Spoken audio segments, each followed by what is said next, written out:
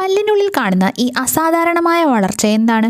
Pulp polyp അഥവാ chronic ഹൈപ്പർപ്ലാസ്റ്റിക് പൾപ്പൈറ്റിസ്. ദ്രവിച്ചതോ കേടായതോ ആയ പല്ലിന്റെ അറയിൽ നിന്ന് ഉയർന്നു വരുന്ന പിങ്ക് അല്ലെങ്കിൽ ചുവപ്പ് മാംസളമായ വളർച്ചയാണ് പൾപ്പ് പോളിപ്പ് എന്ന് പറയുന്നത്. വിട്ടുമാറാത്ത വീക്കം, വേദനയില്ലായ്മ ഇവയൊക്കെയാണ് ലക്ഷണങ്ങൾ.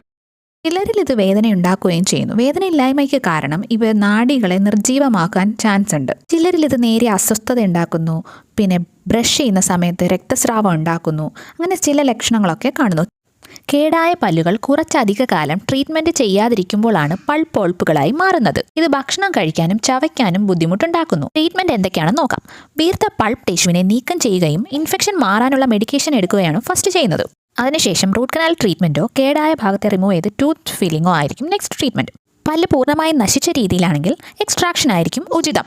പല്ലിലുണ്ടാകുന്ന കേടുകൾ കാലങ്ങളോളം വെച്ചുകൊണ്ടിരിക്കാണ്ട് പെട്ടെന്ന് തന്നെ ട്രീറ്റ് ചെയ്താൽ പൾപ്പ് പോളിപ്പുകൾ ഉണ്ടാവാതെ സംരക്ഷിക്കും.